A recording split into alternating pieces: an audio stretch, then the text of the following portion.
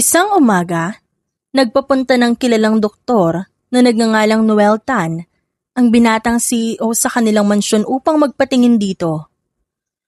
Dok, kamusta yung baga ko? Okay pa ba? Nag-aalala nitong tanong. Siya si Kiefer Wilson, ang nagmamay-ari ng mayamang kumpanya ng Landers Boston na isang sikat na brand ng sasakyan. Tumugon naman agad ang doktor sa naging tanong ng binata. Ayon sa x-ray mo, may komplikasyon ang baga niyo, Mr. Wilson. Kailangan niyo ng agarang treatment para hindi na maging komplikasyon. Napapadalas pa rin po ba ang paninigarilyo at pag-inom niyo na alak? Bakit? May iba pa ba ako sakit maliban sa sakit sa baga? Opo Unti-unti nagiging unhealthy ang atay niyo. Kailangan niyo na talaga itigil ang bisyo niyo bago pa mahuli ang lahat, Mr. Wilson. Kayo rin ho ang mahihirapan kung magpapatuloy kayo sa ganyan. Ano ba dapat ang gawin ko para magamot ako?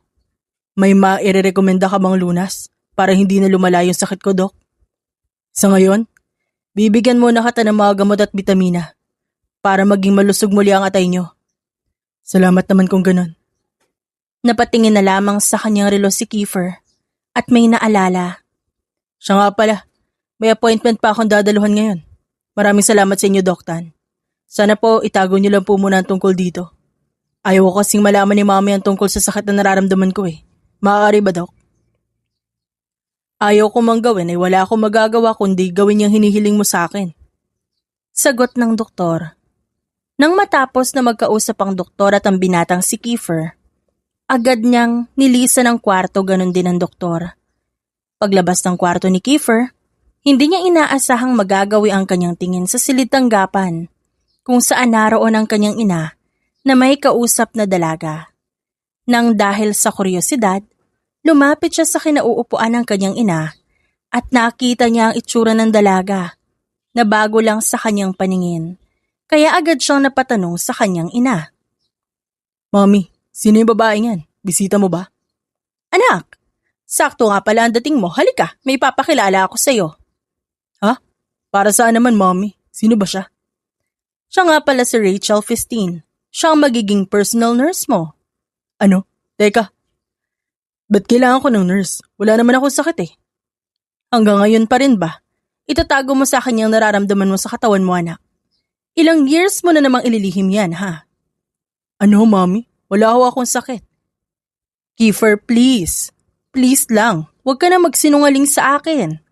Mami mo ako. At kailangan ko malaman ang lahat ng mga nangyayari sa'yo. Wala nga po akong sakit. Ano po ba kasi ang kailangan kong gawin para maniwala kayo sa akin? Oh, shut up, Kiefer. Sa tingin mo ba, nakikipagbiruan ako sa'yo? Na alam ko yung totoo? Hindi ba't kagagaling lang dito ni Doc Tan? Napansin ko siyang kanina na pumasok sa kwarto ko. Saktong-sakto sa pagdating ko. Pagdating din niya. And because of my curiosity, that's why I sent someone to spy on you. At doon ko nalaman na matagal mo na palang inililihim sa akin na may sakit ka sa baga. Nadagdagan pa nga yun ng komplikasyon sa atay, hindi ba? Mommy, I'll explain everything on why I chose to not mentioning it to you. Nagawa ko lang naman yun dahil ayoko mag-alala pa kayo. Dahil kaya ko naman ang sarili ko. Tama na ang pakikipagtalo sa akin, Kiefer. Accept Rachel and treat her right. You need a loyal nurse, just like her. But I don't need her. I said what I said, Kiefer. And you can't do anything about that. Sa ayaw at sa gusto mo. Hindi ka muna papasok ng opisina mo. You will stay here and I will not allow you to go to any parties ever again. Magpapagaling ka sa ayaw at gusto mo. Kung ayaw mo, mapulot ko na lang sa kangkungan. Naiintindihan mo ba ako? Opo, naiintindihan ko po. Good. Siya nga pala. Ibibilin ko na siya sa mga kasambahay. Tugon ng ina ni Kiefer sabay tawag sa kanilang dalawang kasambahay. Petra, Lani, samahan niyo si Rachel sa magiging kwarto niya rito sa pamamahay ko. Ihatid niyo siya doon at huwag niyo siyang pababayaan. Utos niya sa mga ito at agad namang tumalima sa kanya. Habang naglalakad palayo, ang dalagang nurse na si Rachel, hindi mapigilang mapatitig sa gawin niya ang binatang si Kiefer. Dahil sa taglay niyang ganda at kinis ng balat, Hindi maitatanggi ng binata na humanga siya sa dalaga ng dahil dito. Kaya hinabol niya ito at kinausap, dahilan para mapatigil ang dalawang kasambahay, pati na rin ang dalagang nurse. Teka lang, miss, sandali. Oh, ba't po kayo tumatakbo, Sir Kiefer? Wala naman po siguro kayong tinatakbuhan, no? Wala naman. Nandito lang ako para samahan ka. Pupunta ako sa inyo. Sir, hindi niya naman ho kailangan tumakbo. At saka, hindi naman ho kami mawawala. Pupunta lang po kami sa tutuluyan kong kwarto dito sa bahay niyo. Ano po ba dahilan niyo kung ba't kayo napatakbo bigla? Hindi ka ba naniniwala sa akin? Tsaka ikaw na nga lang ay hahatid ko, ikaw pa yata may reklamo. Pasalamat ka nga.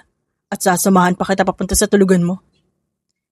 Sir, hindi ko naman po sinabing sundan niyo ako o samahan niyo ako. Kasama ko na yung mga kasambahay niyo. Kaya pwede na po kayong umalis kung gusto niyo. Alangan namang baka hanggang kwarto na tutulugan ko, papasok pa kayo. Sinasabi mo bang sinadya kong sundan ka? Kapal naman ang mukha mo para pagbintangan ako.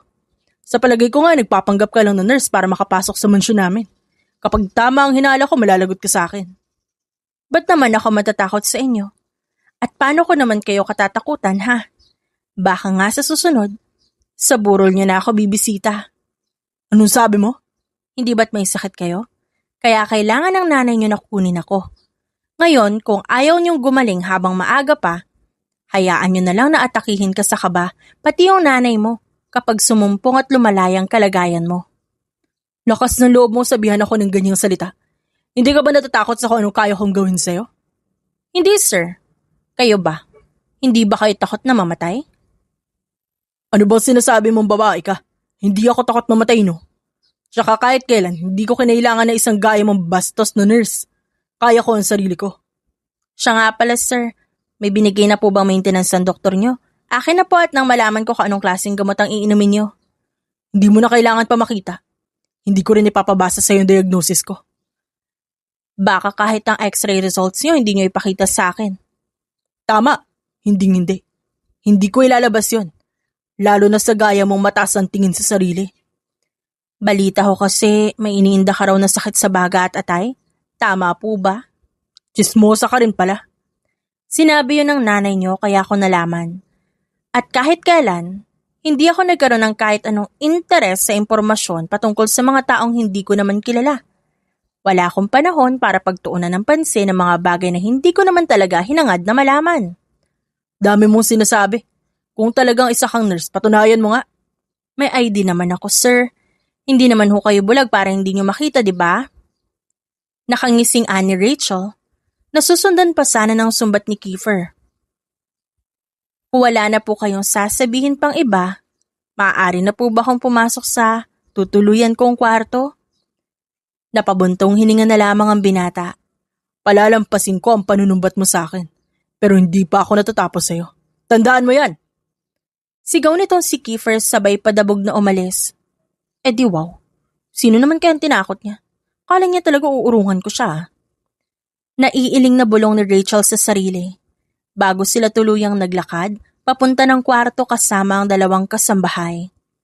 Nang makarating na si Rachel sa kwarto, agad niyang ibinagsak ang kanyang katawan sa kama na kanyang tutulugan.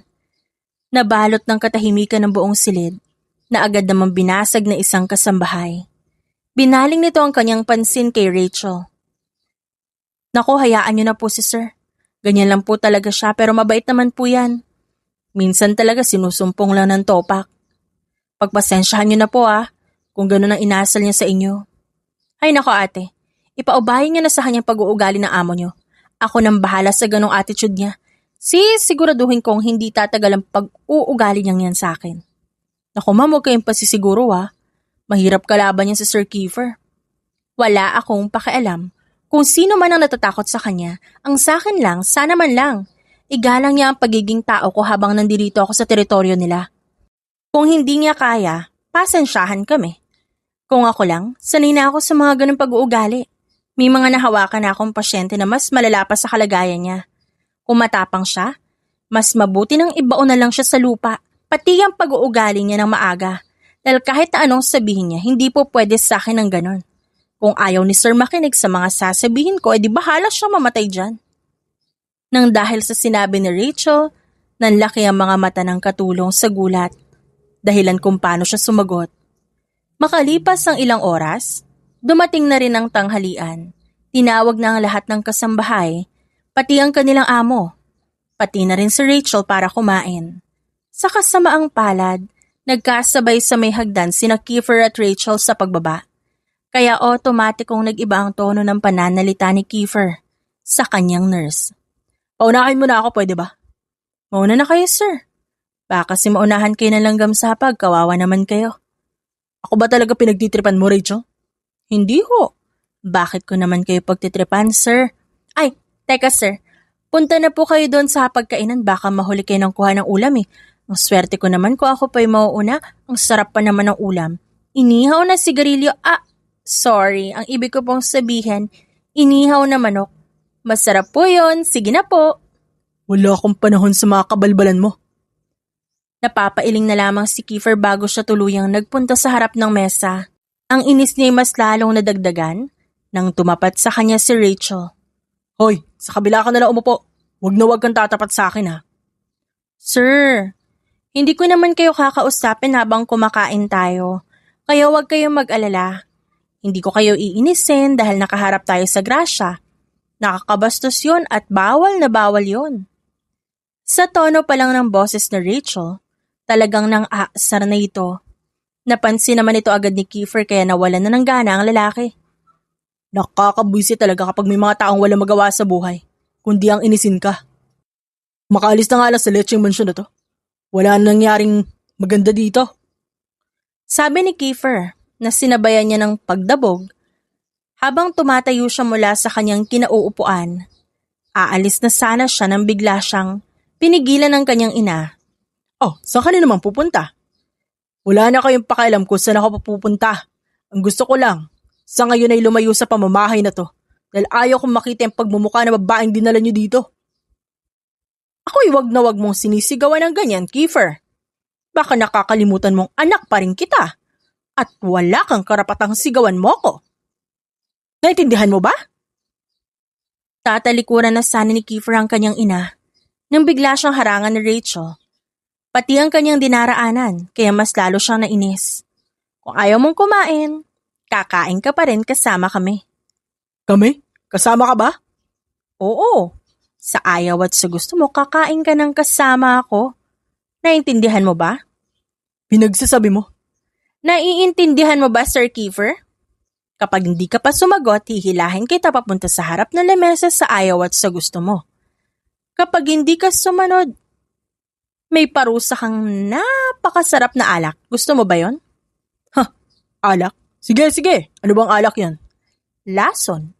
Kapag di ka sumunod sa akin, masarap na lason na ipapainom ko sa'yo.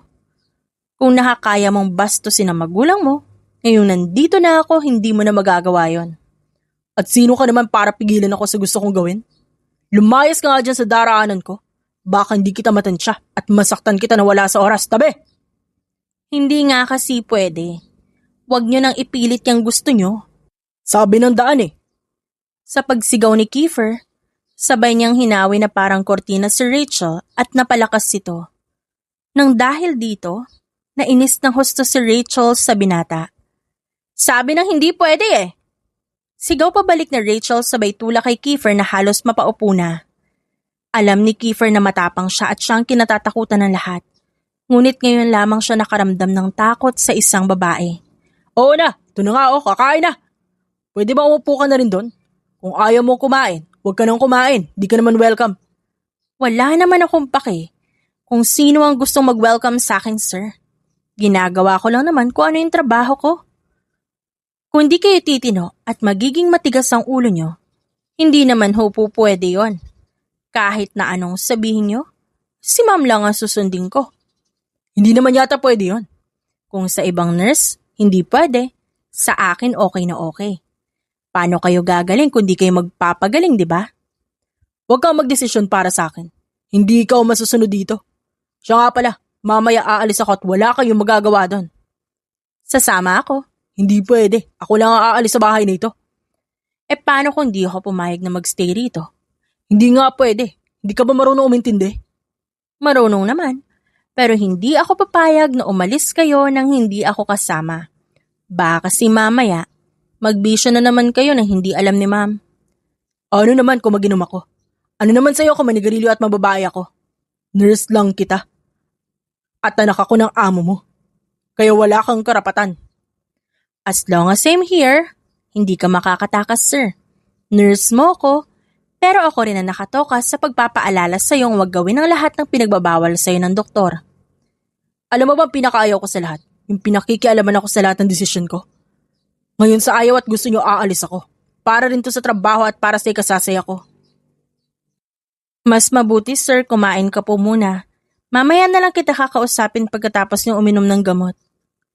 Nang matapos silang kumain, tatayo na sana si Kiefer nang bigla siyang hawakan ni Rachel sa magkabilang balikat. Dahilan para siya'y mapaupo sa kanyang kinauupuan. Bakit mo ba ako ginaganito ha? Pwede bang lumayas ka na dyan at papasok pa ako sa trabaho ko? Mas lalong umiinit ang ulo ko nang dahil sa pagmumukha mo. Bakit naman, sir? Maganda naman ako ah. Tsaka sino ang nagsabi sa inyo na mag-isa kayong papasok na hindi man lang umiinom ng gamot? Kapag di nyo ininom tong gamot nyo, alam nyo naman siguro kung anong kahihinatnan nyo, di ba? Ano bang gamot ang iinumin ko? Dalian mo na, mahuhuli na ako eh. Nang dahil sa inis ni Rachel, agad niyang kinuha sa katulong ang gamot at isinupalpal niya ito sa bibig ni Kiefer. Saka siya humalukip-kip sa harapan nito. Ayan, nasa bibig mo na yung gamot. O ano pang tinatayo-tayo mo dyan? Hindi ka ba iinom ng tubig? Well, pwede mo namang nguyain ang gamot mo. Okay lang kahit di ka na uminom ng tubig. Aniya sa ngumisi habang ang binatang si Kiefer ay namumula sa galit. Nang makainom na si Kiefer ng tubig, sinigawan niya si Rachel. Dahilan para makiusyoso ang ibang mga kasamahan sa mansyon. Umalis ka na dito sa pamamahay namin, alis! Hinding-hindi mo ako mapapaalis, Sir Kiefer. Kahit lumuha ka pa ng dugo dyan, walang susunod sa gusto mong mangyari. Ako ang binilinan para tignan ka kung okay ka lang ba o hindi. At ako rin ang malalagot kapag hinayaan kita. Nang dahil sa pagkairita, parang batang nagdadabog na nagsumbong si Kiefer sa kanyang ina. Nakalmadong kumakain lamang ng pananghalian. Mami, ano ba? Pinaparusahan niyo ba ako kaya niyo nagawang kumuha ng ganitong nurse? Mami, palayasin niyo na siya. Kung ayaw niyo akong kumaladkad sa kanya palabas. Imbis na pansinin si Kiefer ng kanyang ina, tila ba nagbingi-bingihan lang ito at nagpatuloy lang siya sa kanyang kinakain. Kaya walang ibang nagawa ang binata kundi ang bumalik na lamang sa kanyang kwarto. Palihim na lamang na natawa ang ginang sa inakto ng kanyang anak nang dahil sa ginawa ni Rachel. Abay iha, nagpapasalamat ako. Dahil kahit hindi kayo nagkakasundo ng anak ko, ay mas priority mo pa rin ang kalusugan niya. Ma'am, wala pong anuman. Ginagawa ko lang po ang trabaho ko ng maayos para hindi kayo madisappoint sa akin. Bakit naman ako madidisappoint sa'yo kung magaling ka naman at mahusay ang nakuha kong nurse? Para sa nag-iisa kong anak. Tsaka may tiwala ako sa'yo, iha. Alam kong kayang-kaya mong baguhin ang anak ko sa paraang alam mong makabubuti para sa kanya. Naniniwala naman akong hindi ka gagawa ng ikagagalit ko, hindi ba? Opo, makakaasa po kayo na gagawin ko ang lahat para magbago yung anak niyo at para hindi na siya maging manginginom. Paano yung pagiging babaero niya? Magagamot din ba yon? Napakamot na lang sa kanyang ulo si Rachel nang dahil sa itinanong sa kanya ng amo. Hindi ko po alam kung may gamot po yun eh. Tanungin niyo ho muna si sir kung papayag siyang pakialaman natin yung pagiging babaero niya. Abay wala siyang magagawa kapag ako ang nagbawal sa kanya, Rachel. Hindi niya magagawa ang lahat ng gusto niya kapag pinigilan ko siya. Nakakasama na sa kalusugan niyang libangan niyang yan. Hindi na nga libangan ang tawag dyan eh. Bisyo na. Naa-addict siya sa alak at sigarilyo. Pati ba naman sa pambababae? Sumusobra na si Kiefer at kailangan kita para mahikayat siyang magbago. Po, ma'am? Ang trabaho ko lang naman po painumin ng gamot si sir at bantayan siya na hindi na magbisyo. Pero hindi ho ako counselor para pagsabihan si Sir Kiefer. Kung ayaw niya pong gumaling, choice niya na yun. Pero may isang bagay lang po akong naiisip na solusyon para magbago si sir. Ano yun, iha? Just leave it to me, ma'am. Tignan natin kung hindi pa siya magbago sa mga gagawin ko sa kanya. Baka naman saktan mo yung anak ko. Baka bugbugin mo naman siya, ah. Hindi naman po sa ganun, ma'am. Konting pangangaral lang po at disiplina yung gagawin ko para magtanda na si sir. Sure ka magbabago. Yung anak ko, gagawin mo. Alanganin pang tanong ng ginang. Maniwala ka lang sa akin, ma'am. May pag-asa pa magbago yan si Sir Kiefer. Basta hahayaan niyo lang po siya sa akin. Makalipas ang ilang araw, naging pahirapan sa pagpapainom ng gamot si Rachel kay Kiefer nang dahil sa palagiang pagtanggi nito. Kung tatakas pa ito, pinapagalitan niya. Minsan kasi umaalis to ng mansyon ng palihim para hindi siya abutan ni Rachel. Hanggang sa isang gabi, natunugan na nga ng babae si Kiefer na dahan-dahang lumalabas ng mansyon para muling tumakas. Mabuti na lang at naharang niya ito sa mismong pintuan. Op, saan ka papunta, sir? Gabi na. Uminom na po kayo ng gamot niyo? Pinapagod niyo lang ho ako eh. Ayoko nga. Ba't papilit ka ng pilit sa akin O ano? Hindi ka ba talaga aalis sa kanatatayuan mo ngayon? Tabi! Aalis ako sa ayaw at gusto ko. Makakalabas na sana ng tuluyan si Kiefer nang bigla siyang sipain papasok ni Rachel. Kaya ito na paupo sa sahig. O ano sir, aalis ka pa ba? Kung makakatayo ka pa, papayagan kita magpakalasing hanggang mamatay kayo sa daan. Yun sanang aatakihin kayo ng biglaan tapos walang mahinga ng tulong. Para magtanda naman kayo kahit konti. Anong sinabi mo? Gusto mo na siguro ako mamatay, no? Siguro pinapanalangin mong mawala na ako, no? Baka nga hindi pagaling ko inaantabayanan mo kundi ang pagkamatay ko sa harapan mo. O baka naman hindi na mga gamot ang pinapainom mo sa akin kundi laso na. Hoy, papaalala ko lang sa'yo. Kapag merong nangyaring hindi maganda sa akin, alam mo na kung saan ka pupulutin. Hoy sir, hindi naman kita nilalason. Kayo na nga lang ang may sakit, kayo pa nag-iisip ng kung ano-ano. O, ano pa bang inuupo-upo niyo dyan? Tumayo na nga kayo at pumunta na sa kwarto niyo. Agad na tumayo si Kiefer mula sa pagkakaupo niya sa sahig. Saka sinigawan pabalik ang dalaga. Hoy babae ka, baka nakakalimutan mo nasa teritoryo kita. Pwede kita ipakaladkad sa mga tauhan ko.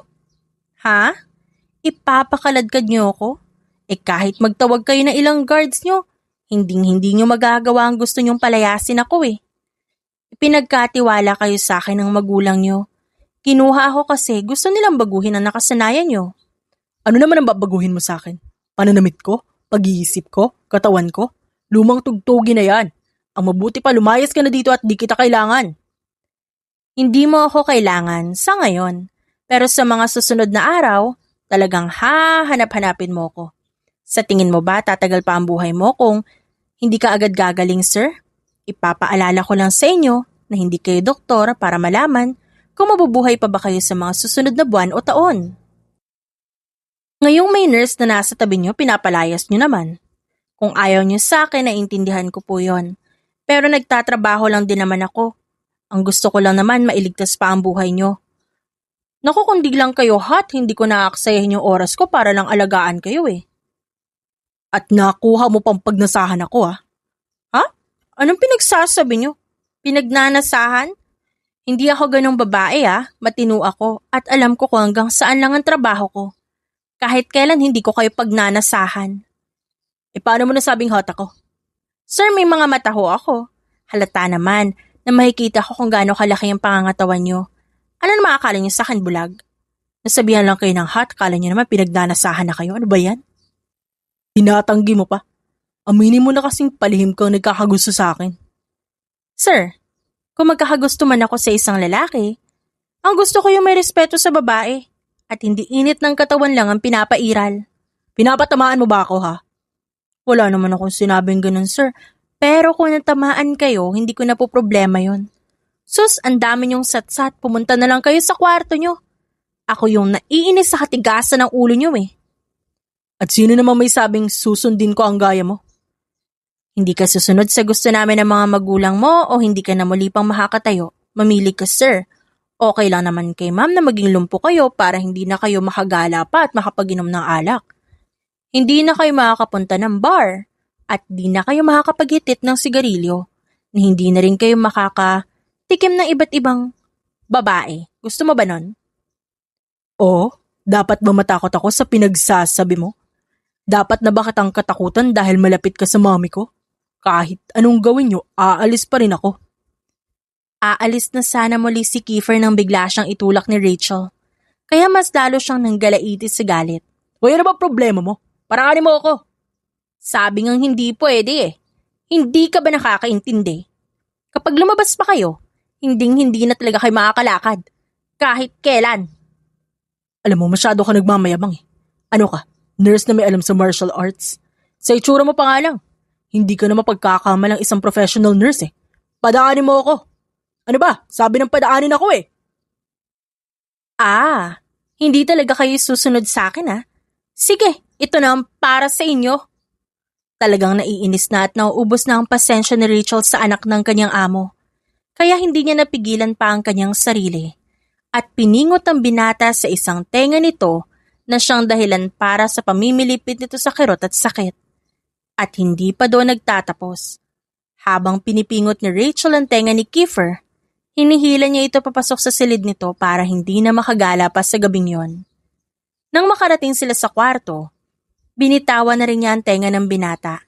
Dahilan para magdabog-dabog ito. Bakit ba ayaw niyo ako umalis sa mansyong to ha? Kaya ko naman sarili ko eh, di kita kailangan. Nakakainis lang.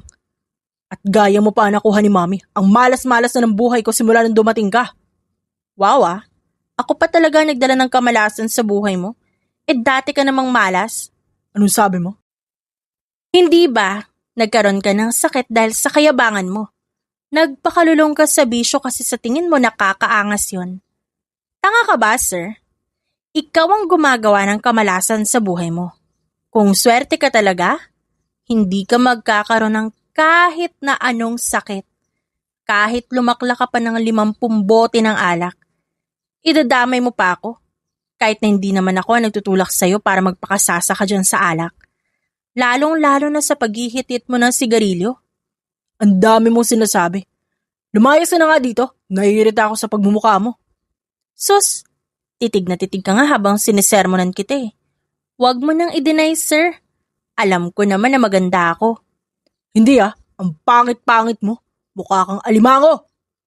Pweh, lumayas ka na nga dito bago ka tayo pakaladkad sa bodyguard ko. Nang matapos ang naging asaran ni na Rachel, lumabas na siya ng tuluyan sa kwarto ni Kiefer. Sa mga sumunod na araw, nakita ni Rachel si Kiefer kasama ang mga kabarkada nito at nahuli niyang may hawak itong vape. Agad lumapit si Rachel sa binata at inagawang vape na hawak nito. Pinapatay mo ba talaga ang sarili mo? Ano bang pakialam mo ha? Buhay ko to, kaya kahit na ikaw wala kang karapatang pagbawalan ako. Ako malalagot sa mami niyo eh.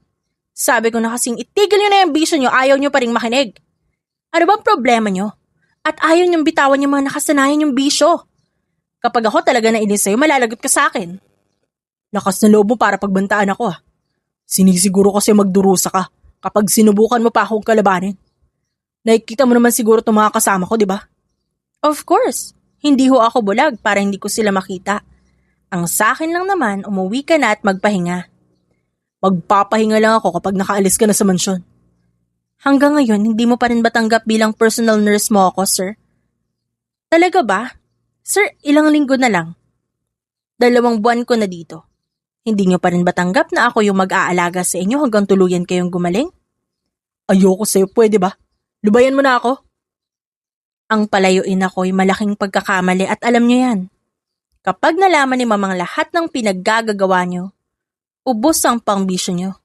Binabalaan mo ba ako, Rachel? Pasalamat ka nga at may angkin kang ganda. Kung gusto mo naman, maging akin ka na lang ngayon kahit ngayong gabi lang. Pagbigyan mo na ako, para hindi kita paalisin sa pamamahay namin. Magsasalita pa sana si Kiefer nang bigla siyang suntukin ni Rachel sa nguso. Aray, sumusobra ka na ha. Bastos ka eh. Kaya nararapat sa'yo yung suntok na natamo ng malapad ng uso mo.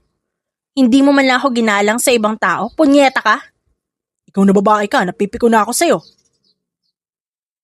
Sige, gawin niyo ang gusto niyo at nang malaman niyo kung saan aabot yan natitirang budget niyo para sa mga bisyo niyo.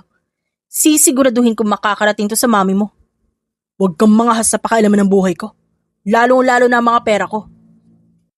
Sir, hindi naman ako magtatanggal ng karapatan niyo sa pera niyo. Ba't kayo sa akin nagagalit? Di magalit kayo sa nanay niyo. Siya nagsabi sa akin yan. Hindi ko rin naman sinabi na gano'n ang gawin niya sa'yo bilang parusa mo. Ba't ba kasi ang tigas-tigas ng ulo niyo ha? Kung sumunod na lang sana kayo sa ikabubuti nyo, edi gagaling kayo agad. Kaya tara na sa loob, sir, baka maabutan pa kayo ni Ma'am Jan at pagalitan lang kayo kapag nahuli niya kayo. Hindi naman ako ang sasabunin niya eh. Ikaw naman. Ikaw ang binilinan, di ba? Kaya wala akong karapatang problemahin ang problema mo. Ikaw ang mapapagalitan sa ating dalawa. Napailing na lamang si Rachel. Dahil tuluyan ang sumama si Kiefer sa mga kabarkada nito. Sa sobrang inis niya, kinuha niya lahat ng vape ng mga kabarkada ni Kiefer at tinapon. Nakakasira ng bagay ang vape na yan. Hindi niyo alam kung paano ginawa lahat ng flavors na nilalagay niyo dyan eh. Well, ano nga bang alam niyo sa malinis o marumi? Basta makahitit kayo sarap na kayo. Mga kawawang adik, nakakaperwisyo na nga sa iba, ayaw pang tumigil. Sir Kiefer, gusto niyo siguro magkaroon din ng sakit sa baga ang nanay niyo, no? Tigas kasi ng bungo niyo Kaya hindi malayong magkaroon siya ng kung anong sakit na meron kayo ngayon. Aalis na sana si Rachel nang bigla siyang pigilan ni Kiefer. Teka, sandali lang. Ito na, babalik na sa loob. Kung ano nakakabuti, gagawin ko na. Basta wag lang magkaroon ng sakit si Mommy. Tsaka para hindi ka na rin magalit sa akin. Takot din pala kayo na magkasakit yung magulang niyo nang dahil sa usok ng vape at sigarilyong ginagamit niyo. Pinahirapan niyo pa ako? Tara na, sir. Baka kanina pa kayo hinahanap ni Ma'am. Buti na lang at sinundan ko kayo kundi baka nasa galaan na naman kayo ngayon. O kaya nasa bar at nagiinom. Hindi na nga ako nakakatikim ng alak Ilang beses mo na rin akong pinagtangka ang sipain ng dahil sa pag-inom ng alak. Konti lang naman yun. Alam ko naman di mo ako papayagan. Kaya nga vape na lang Yun na lang ang natatanging libangan ko, pipigilan mo pa ako. Paano ho yung pambababae niyo? Hindi mo pa rin ba ititigil yun? Konti na lang yata magdadala ka na ng babae sa mansyon niyo Hindi na nga ako nakakapunta ng bar, diba? Pinagbabawalan na nga ako Paano pa ako makakapaghanap ng magagandang babae kung ikukulong mo na ako sa mansyon? Sige nga, simula nang dumating ka sa buhay namin nawala na ako ng kalayaan. Minsan na nga alam makapag-vape Anong minsan? Tigil-tigilan mo nga ako, sir. Nung minsan pumasok ako sa kwarto nyo, nakakita ako ng mga basyo ng ilang flavor ng vape. Hindi lang ako nagsumbong kasi alam kong pagagalitan ka ng mommy mo. At madadamay lang din ako. Pero ngayong nahuli na kita, hindi na kita hahayaang makagawa pa na ikakagalit ng mommy mo. Tsaka kapag pinabayaan kita, mawawalan ako ng trabaho. Sandaling natahimik si Kiefer. Dahil biglang pumasok sa kanyang isipan ng mga sakit na kanyang kinakaharap ngayon. Ayaw niyang magaya sa kanya ang kanyang ina. Pero hindi pa rin siya nagpatinag. Mas pinili pa rin niyang sumalungat sa dalaga. Kaya nagpatuloy lang siya na makipagsagutan dito. Di mas maganda yon. Para wala nang nurse dito na mapanakit at mataray.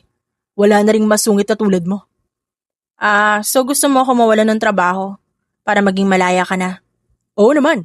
Kapag nangyari yon, sisiguraduhin ko hindi ka na makakabalik sa pamilya namin.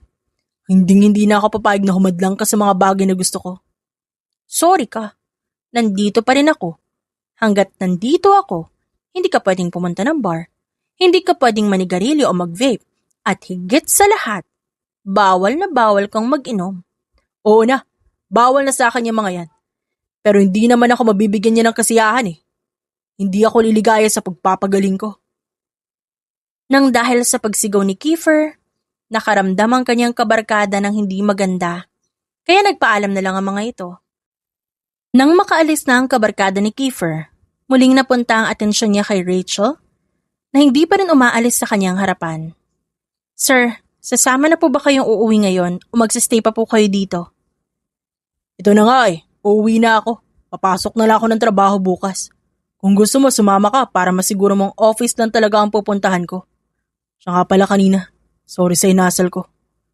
Ayoko kasing mapahiya at magbukang mahina sa harapan ng mga kaibigan ko kaya ako nagawa yun. Tsaka patungkol sa sinabi mo kanina, totoo niyan, ayaw ko magkaroon ng sakit si mommy. Aware na rin ako na baka magkasakit siya ng dahil sa nalalanghap niyang usok mula sa sigarilyo. Pasensya na. Wow! Bait mo yata ngayon, sir Ako okay lang yun. Sanay na ho ako sa inyo. Matagal niyo na rin akong kinakausap ng ganun Ayoko na kasing matadyakan Nadala na ako sa pinapagawa mo sa akin. Naintindihan ko naman na trabaho mo lang yun. Pero hindi pa rin ako papayag na pigilan mo ako mong babae. Kahit yun na lang ipaubaya mo sa akin, okay na ako dun. Kahit nasabihin ko sa inyong laganap ang HIV ngayon? Kahit na uso ang AIDS, pupunta pa rin kayo. Wala pa namang lunas ang sakit na yun. At madalas na mahawa ng mga ganong sakit yung mga taong mahilig sa makamundong gawain. Kahit na sa simpleng halik lang nila, pwede kayong mahawa nang hindi nyo namamalayan.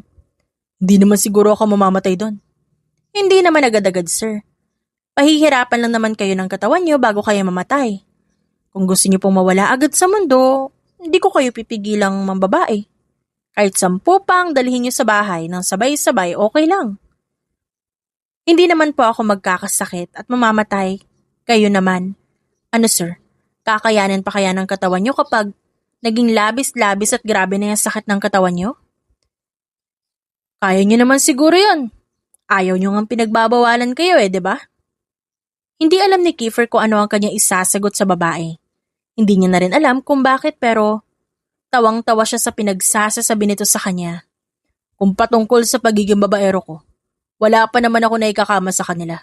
Hindi ako mahilig sa babae. Ni minsan wala akong pinakilala kay mommy at wala akong balak na gawin yun. Bakit naman sir? Sigurado naman ho ako na maraming magaganda babae yung naghahabol sa inyo. Wala kasi sa mga tulad nila ang gusto ko sa isang babae. Oo nga, maganda sila. Pero mas maganda ka pa rin. Ano sabi niya, sir? Ha? I mean na kahit babaero ako. Wala pa ako nakilalang katulad mo. Hindi ko nga alam kung bakit nung una nakaramdam ako ng takot sa'yo Hindi naman ako ganito dati. Pero pagdating sa'yo, nagiging bahag ang buntot ko. Pero kung makasagot po kayo sa akin. Yung kanina ba? Huwag ka mag-alala, palabas ko lang lahat ng yun. Ayaw ko malaman nila na nagiging palasunod ako pagdating sa'yo. Magtataka yung mga yun at kakantsawan ako. Gano'n naman pala. Takot maasar at takot makantsawa ng isang Kiefer Wilson, kaya nagmamayabang sa harap ng mga tropa niya. Oo Hoy babae, secret lang natin yun Huwag na huwag mong sasabihin sa iba. Malalagot ka sa akin. Oo na po sir, secret na natin. Tara na ho, umuwi na tayo. At sabay na nilang nilisan ang lugar na yon. Nang makarating sila sa mansyon, agad na bumungad sa kanilang dalawa ang ina ni Kiefer na nag-aalala na pala dahil kanina pa niya hinahanap ang dalawa. Saan ba kayo nagpunta ha? Kanina pa ako paikot-ikot ng mansyon, hindi ko kayo mahanap. Saan ba kayo nanggaling? Sunod-sunod na tanong ng ina nito, dahilan para mapakamot na lang ng kanyang batok si Rachel. Nagkatinginan pa ang dalawa at nagtuturoan kung sinong sasagot. Walang nagawa ang dalaga kaya napagdesisyonan niyang siya na lang ang sumalo ng lahat ng katanungan ng ginang. Kapag sinabi ko po ba yung totoo, magagalit po ba kayo agad, ma'am? Mas magagalit ako kapag di niya sinabi ko saan kayo nanggaling. Ano po kasi, actually, hindi po talaga kami magkasamang lumabas. Bakit magkasama kayo umuwi? Kundi naman pala kayo magkasamang lumabas. Ma'am, sinundan ko po kasi talaga si sir kasi nahuli ko po siyang tumakas. Nahuli ko po siyang nagbe-vape kasama yung mga kaibigan niya. Ano? Pinabaliwala niya pa rin ang gamot na iniinom niya hanggang ngayon? Hindi ko po alam. At hindi ko pa sigurado pero malakas ang kutob kong ginagawa niya lang po yun para maging feeling strong sa lahat na mga nakakakilala sa kanya. Feeling ko naman po malapit niya na matanggal yung bisyo niya, ma'am. Hindi naman po agad matatanggal yun Kailangan po nating unti-untiin hanggang sa tuluyan pong mawala yung nakasanayan niya. Ganun ba? Akala ko kasi kapag uminom na siya ng gamot, mawawala na rin ang hilig niya sa bisyo niya. Sorry ha, hindi ako aware Napakamot na lamang ng kanyang ulo si Rachel. Ma'am, okay lang po ba kayo? Ang akala ko pa naman, kapag may kaya sa buhay, matatalino pero mukhang maliho ako ng hinala. Ha? Ano ibig mo sabihin? Wala po ma'am. Tinatanong ko lang po kung okay lang po kayo kasi imposible pong hindi nyo alam yung sinasabi ko. Totoo po pang wala kayong kaalam-alam na kapag nagbabago na po ang pasyente, kailangan po intindihin ang body language nila? At ang progress na mangyayari sa kanila kapag unti-unti na nilang nalalampasan yung addiction sa sigarilyo at alak? Naku, pasensya na. Baka nakalimutan ko na lang dahil sa pag-aalala ko sa anak ko. Concerned kasi ako sa kalagayan ng kalusugan niya ngayon. Ang masasabi ko lang po, kailangang inumin ni sir ang gamot niya na nireseta sa kanya ng personal doctor niya. Dahil kapag guminto siya sa pag-inom, maaari pong madagdagan ng dosage sa mga susunod na iinumin. Kaya mahalaga pong patuloy lang muna siya sa pag-inom para hindi na mabago yung dosage. Saka lang po kasi maaalis yung gamot kapag napatunayan na talagang magaling na siya. Don't worry po ma'am, hindi naman po lahat ng gamot na iniinom ni sir ay makakasama sa kanya. Makakabuti po yung vitamins para sa atay niya para maging healthy na po ulit yung liver niya. At sana, tuluyan na rin siyang gumaling. Nako, Iha. Maraming salamat talaga at hulog ka ng langit. Mami, nung una hulog talaga na impyerno. Pero nung nagtatagal na hindi na ako ang gusto niyong gamutin. Sino naman? Hindi sino, kundi ano. Oh, ano na naman bang kalokohan yan? Ikaw, Kiefer, ha? Huwag mo ako maganyan-ganyan. Hindi pa tayo natatapos mag-usap. Lilinawin mo sa akin bakit nagiging pasakit ka sa nurse mo. Bakit mo kasi mas kinakampihan niyo pa yung nurse niyo kaysa sa akin? Ang gusto lang naman yan, yung kagwapuhan ko, pangalawa yung abs ko, pangatlo yung pera ko. Hindi naman talaga niya ako inaalagaan tinatarantado lang niya ako. O paano mo nasasabing tinatarantado ka ng nurse mo? Ang bait-bait ng batang yan. Alam mo, Kiefer, hindi mo na ako mauutos sa mga sasabihin mo patungkol sa kanya kaya tigil-tigilan mo ako. Mami, matanda na ako. May sarili na ako pag-iisip. Oo, kailangan ko ng guide nyo. Pero hindi nyo kailangan kontrolin na mismong buhay ko. Hindi kita kinokontrol, anak. Gusto ko lang gumaling ka agad. I know that it takes time to heal your illness. Pero lagi akong umaasa na agad nating malalampasan ang pagsubok na kinakaharap mo. Naintindihan ko naman po yun. Sana maintindihan nyo rin ho ako na hindi madaling magbago lalo na kung nakasanayan ko na. Mahirap, Mami. Kapag di ako nakakapagsigarilyo, naglalaway ako eh. Kapag di ako nakainom ng alak, parang lagi ako wala sa mood. Kapag hindi ako nakakita ng magagandang babae, naboboard ako. Hindi mapigil ang matawa ni Rachel dahil sa huling sagot ni Kiefer. Lintik na babae yan. Adik talaga. Bored kapag wala magandang babae. Tapos sasabihin na hindi siya babaero. Ang akala ni Rachel hindi siya naririnig ni Kiefer. Nagulat na lamang siya nang bumaling ang atensyon ng binata sa kanya. Anong sabi mo? Ha? Wala po, sir. Sabi ko ang pogi niyo po at ang macho niyo pero sir, ang akala ko ba hindi talaga kayo mahilig sa mga babae? Kasasabi niyo lang sa akin nun eh. Napakasinungaling niyo ho talaga. Hindi naman talaga ako mahilig sa babae. Niwala nga ako na ikama sa kanilang lahat. Alam niyong dalawa, kaya ko lamang unti-unti magbago eh. Yung pagiging kilala ko bilang babaero, kaya kong baguhin yun bilang bagong ako. Sure ka na ba talaga dyan, sir? Pala ka. Sayang kung di ka makakapunta sa mga party niyo ng mga kaibigan mo. Ano naman ngayon? Kung di naman nila ako makasama, pwede naman akong gumawa ng sarili ko. Hindi naman ako magiging malapit sa ibang mga babae. Baka kasi magselos si Rachel. Sabi ni Kiefer sabay kindat sa dalaga. Hindi alam ni Rachel kung anong kanyang itutugon dito. Napakurap-kurap na lamang siya habang unti-unti niyang naramdaman ang pamumula ng kanyang pisngi. Parang ewan ka, sir, no? Huwag mo nga akong makindat-kindatan dyan. Pangit ng kindat mo. Ang sabihin mo, kinikilig ka lang. Ayos lang yan. Okay lang na pangit ako kumindat, ang mahalaga na papangiti kita. Sobrang taray mo kasi, hindi ko na makita kung paano ka maging mabait at kalmado. Ipinapakita ko lang ang side na yun sa mga taong deserving. Ikaw ba sa palagay mo, deserve mong makita yung good side ko?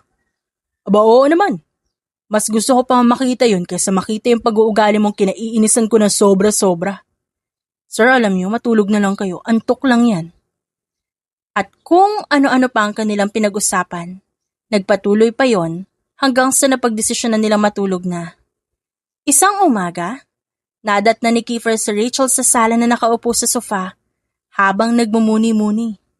Natutuwa namang kinausap siya nitong si Kiefer, kaya nabulabog ang katahimikan ng kapaligiran ni Rachel. Oy Rachel, anong ginagawa mo dito sa sala?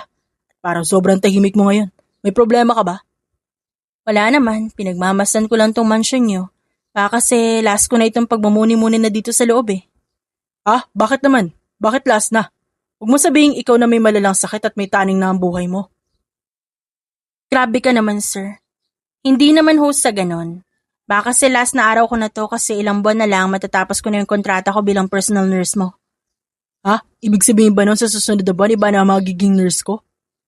Oo, sir. Parang gano'n na nga po. Basta ba, ipangako niyo sa akin na aalagaan niyo yung sarili niyo Wag ho kayo magpapabaya dyan sa kalusugan niyo. Kahit hindi na po ako magpapaalala at magpapayo sa inyo. Lagi niyong tatandaan na mas mahalagang umiwas sa magiging simula ng bisyo. Para hindi na kayo bumalik sa dating yung buhay. At sino may sabing aalis ka sa pamilya namin? Dito ka lang. Ikaw pa rin na magiging personal nurse ko. Wala akong ibang gustong humalili pa sa'yo.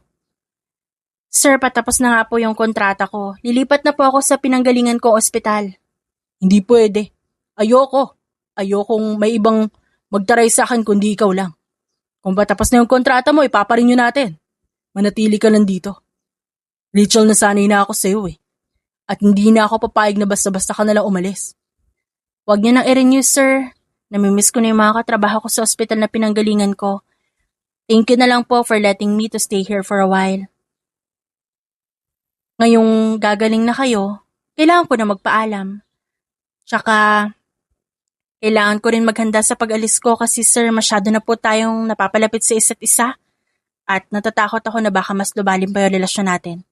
Ayaw mo ba? Ayoko sir. Nagtiwala sa akin yung nanay niyo at ayaw kong sirain yon. Sana po maintindihan niyo. Alam mo, isang sabi ko lang kay mami kapag nalaman niyang may gusto ako sa'yo. Gusto ko magstay dito, papayag yun sa gusto ko. Teka sir, tama po ba yung sinabi niyo? Gusto niyo po ako? Ha? Yun ba? Ano kasi? Sige na nga, aamin na ako. Wala na rin namang choice eh. Nandito na ako, nadulas na ako, ide-deny ko pa ba? Siyempre, hindi na. Rachel, tama ka sa narinig mo. May gusto nga ako sa'yo at nag-umpisa yun ng panahong natakot ako sa katarayan at katapangan mo. Hanggang sa kusa na lang lumalim yung nararamdaman ko. Huwag kang mag-alala. Hindi ko naman hinihingi na magustuhan mo rin ako eh. Napabuntong hininga na lamang si Rachel nang dahil sa kanyang nalaman. Sir, sa totoo lang nakakabigla naman po yata malaman yan. Ang buong akala ko po kasi, hindi kayo magkakagusto sa isang tulad ko. Tsaka bawal yan dahil ayoko may masabi yung magulang mo sa akin. Ayoko may marinig na hindi maganda mula sa kanila. Kung ano lang po yung pinasok ko, yun lang yung magiging dahilan hanggang sa pag-alis ko, sir. Kaya pasensya na po kung hindi ko pwedeng suklian yung nararamdaman nyo para sa akin. Hindi ko naman kailangan malaman kung masusuklian mo ba yung nararamdaman ko o hindi eh. Ang gusto ko lang malaman, ni minsan ba hindi mo ba ako nagustuhan? Ni minsan ba hindi mo ako hinangaan? Nang dahil sa tanong ni Kiefer, hindi agad nakasagot si Rachel kaya nalungkot siya ng bahagya. Mukhang alam ko na ang sagot. Okay lang naman, di naman kita pipilitin eh. Nang makita na Rachel ang lungkot sa pagmumukha ng binatang si Kiefer, napabuntong hininga na lamang siya. Kahit naman kasi papano, nahulog siya sa binata, pero pilit niyang pinipigilan. Ang totoo niyan, sir, nung una ko po kayo nakitang magbago, doon lang po ako nagkaroon ng konting pagtingin lang naman. Ang pogi niyo po pala kapag di kayo nagmumukhang maangas, na walang kwenta. Joke lang po, sir. Sige po, ihahanda ko na yung gamot niyo at nang makainom na po kayo, pupunta lang po ako saglit sa kusina. Wait lang po. Teka lang, may lilinawin ako sa'yo. Gusto ko lang malaman mo na hindi ako naaasar sa tuwing sinasabi mong sobrang pangit ko nun pumorma. Well, inaamin ko naman pangit ko mag-isip nun. At para akong walang yearly glow up. Na hindi na nga ako makapag-skincare dati eh. Nagmumukha akong lolo kapag nalalasing. Ngayon feeling ko fresh ko lagi. Hindi na ako nagkakaroon ng eye bags. Mas healthy na ako kung tutuusin ngayon. Hindi man ako matawag na bad boy. At least umiibig ako sa good woman. Ha? Sino namang good woman yun? Pakilala mo naman sa akin, sir. Hindi ko naman siya kailangan ipakilala pa eh. Kilalang kilala mo na siya. Ha? Paano ko naman makikilala yun? Basta, kilala mo na siya mula ulo hanggang paa. Sino ba kasi yun? May baka pa pala nagugustuhan, hindi man lang ako in-inform. Ha? Anong pinagsasabi mo? Wala naman ako ibang nagugustuhan kundi ikaw. Sa'yo lang naman ako umamin. Sa'yo lang naman ako nagkaganito. Mas malalim na nga ata tong admiration ko eh. Bakit mo naman ako nagustuhan? Ang pangit-pangit ko. Ang mga mas bagay sa'yo yung may kaya sa buhay, yung magaganda at yung mga babaeng hugis-bote yung pangangatawan. Di ko naman kailangan ng ganung babae. Ang gusto ko yung aalagaan ako, yung makakaintindi sa akin, yung kaya akong i-under, yung kaya akong pagtiisan. Alam mo kung sinong pumasa doon? Ikaw lang, namumukod tangi at wala nang iba pa. So, anong plano mo ngayon, sir? Ngayong nakaamin ka na sa akin, ano na ang susunod na step? Kasal, papakasalan mo ko. Ano ho? Ang bilis naman yata niyan. Hindi ba pwedeng manligaw muna kayo? Bakit ayaw mo ba sa akin? Nang dahil sa tanong ni Kiefer, napakamot sa batok si Rachel. Gusto ko po kayo. Crush ko lang po kayo. Hindi ako naniniwala sa'yo. Nakikita ko sa mga mata mong nagsisinungaling ka. Ano ka ba? Ayaw mo ba talaga umamin, love? Love? Yes, love. May kailangan ka ba? Sir naman ba't naman love yung tawag niyo sa akin? Wala naman tayong relasyon. Wala pa sa ngayon. But sooner or later, I'll make sure that you will be mine. Sir, okay lang po ba talaga kayo? Hindi naman ho siguro kayo nananaginip? Sabi mo gusto mo rin ako, di ba? Opo. Pero ang ibig ko pong sabihin, gusto ko kayong maging kaibigan pa lang. Kikilalanin muna natin ang isa't isa. Bakit? Hindi pa ba natin kilala ang isa't isa sa haba ng panahon magkasama tayo sa isang bubong? Nagpakitang tao ka lang ba sa amin ni Mommy para pagkatiwalaan ka namin? Nagkukunwari ka lang bang mabait sa pamilya namin para magustuhan ka namin? Sir, kalma. Hindi ho ako pakitang tao. At mas lalong hindi ko po kayo niloloko patungkol sa kung sino talaga ako. Yun naman pala Gusto mo rin naman ako. Ba't di pa natin ituloy sa kasalan nang hindi ka na makahanap pa ng iba? Nang dahil sa naging tugon ni Kiefer, napasa po na lamang sa kanyang noo si Rachel. Ligawan mo muna ako, sir. Yun ang mas mainam mong gawin sa ngayon. At ayoko munang maikasal. Ayokong pasukin ng pag-aasawa hanggat di pa ako nagiging sobrang komportable sa presensya nyo. Okay lang po ba yun? Kung saan ka sasaya, papayag naman ako Sige, liligawan mo na kita hanggat sagutin mo ako. Sure na sure ka na po ba talaga sa sinasabi mong yan? Ako na nga ba talaga yung tinitibok niyang puso mo? Oo naman, ikaw lang at wala nang iba. Lumipas ang maraming buwan, pumayag na magpaligaw si Rachel kay Kiefer. Sa panliligaw ni Kiefer, talaga namang hinusaya niya para maipakita sa babae ang totoo niyang nararamdaman para dito. Hindi siya nag-alinlangan na baka hindi siya sagutin ng babae dahil hindi naman importante sa kanya kung sasagutin siya nito o hindi. Para sa kanya, ang mahalagay maibigay ang karapat-dapat na pagmamahal para kay Rachel. Hanggang sa lumipas pa nga ang ilan pang buwan, habang tumatagal, nahuhulog na ang loob ni Rachel sa binata. Hindi niya lubos na inakala na tototohanin nga nito ang mga salitang binitiwan at mga pangako noon. Isang umaga, maagang pumunta sa ospital na pinagtatrabahuhan ni Rachel si Kiefer para dalhan nito na makakain. Para saan ba yan? Di mo naman kailangan gawin yan, Kiefer. Masaya na ako na lagi mo akong inaalala. Ano ka ba? Nililigawan kita, kaya normal lang sa akin itong ginagawa ko. Gusto lang kita mapasaya.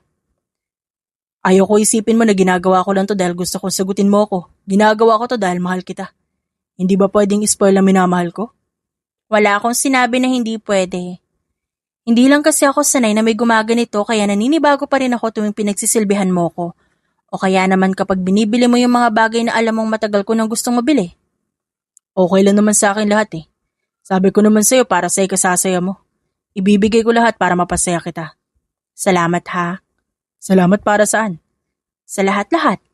Salamat kasi ngayon lang ako naka-experience ng ganito. Sa buong buhay ko, ngayon lang naranasan lahat ng mga bagay na ganito, yung mga pinaparanas mo. Yung mapagsilbihan ng isang tao. Ngayon ko lang din naramdaman na maliban pala sa pagpapahalaga ko sa sarili ko, may isang tao pang kayang gumawa nun at magparamdam sa akin. Malinaw na sa akin ngayon na talagang pinapatunayan mo sa akin na talaga nagbago ka na ng tuluyan. Humahanga ako sa'yo.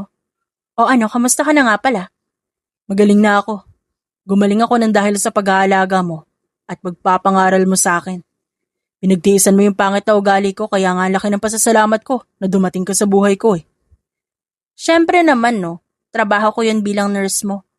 Kung di ako ang gagawa ng trabaho ko, ano mangyayari sa'yo? Tsaka magiging sayang yung ibabayad sa akin ng mami mo noon. Ang kaso, hindi lang pasyente mo yung gumagaling, pati puso nila Paano mo naman nasabi yun? Look at me. Hindi naman ako mapagmahal na tao.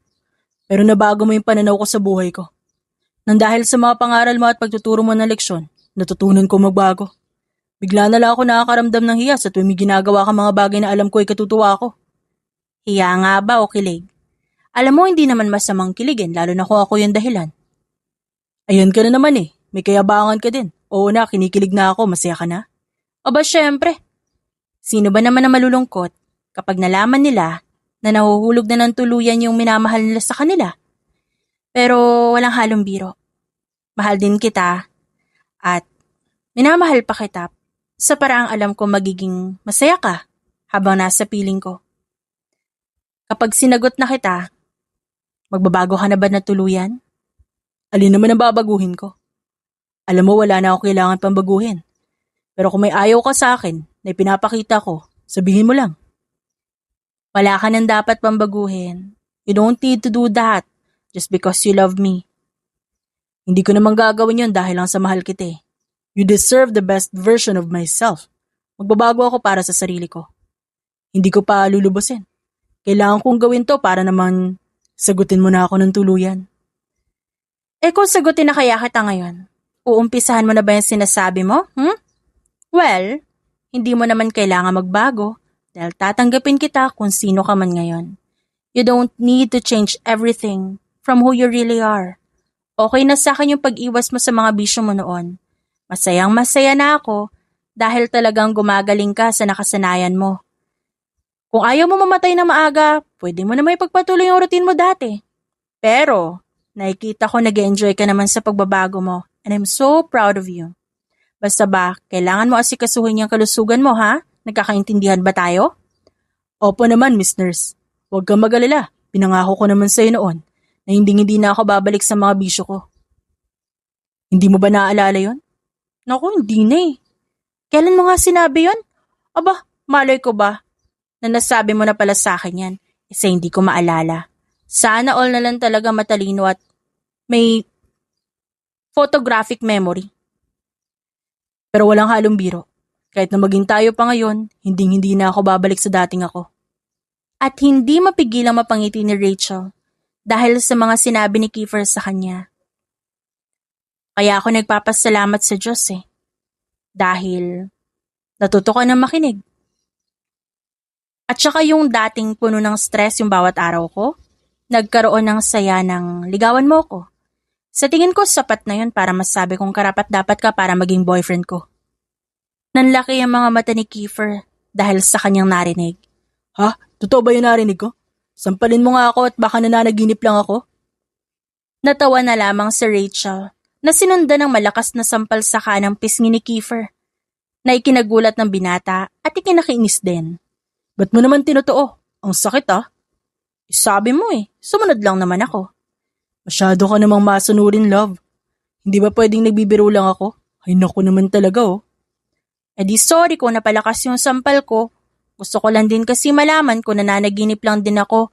Kaya syempre, baka nasasabi mo lang yan kasi tulog ka pa. O baka nagsisleepwalk ka. Kahit na ilang beses mo akong sampalin, hindi kita niloloko. At hindi ako nananaginip o nagsisleepwalk. Totoo lahat ng to. Alam ko naman yan Di mo kailangan laging ipaalala sa akin. Ramdam ko namang totoo kang nagmamahal. Na totoong mahal na mahal mo ko dahil nararamdaman ko, love. Hindi pa rin ako makapaniwalang sinagot mo na ako. So gusto mong bawiin ko? Wala namang ganyanan. O ayaw mo naman pala Napairap na lamang si Rachel sa ngayong kasintahan niya ng si Kiefer. Nagkatinginan silang dalawa at napangiti sa isa't isa bago nagsalo sa isang mahigpit na yakap. At lumipas ang ilang mga taon, naging maayos ang kanilang pagsasama. Kung minsan, hindi nila naiiwasang magkapikunan, pero agad din nilang inaayos ang kanilang problema at di pagkakaunawaan. Kasabay ng pagtagal ng kanilang relasyon ay ang paglago ng negosyo ni Kiefer at ang pag-unlad ng buhay ni Rachel. Sa kabila ng mga pagsubok sa kanilang relasyon, nanatili pa rin silang matatag at kontento sa isa't isa. The end.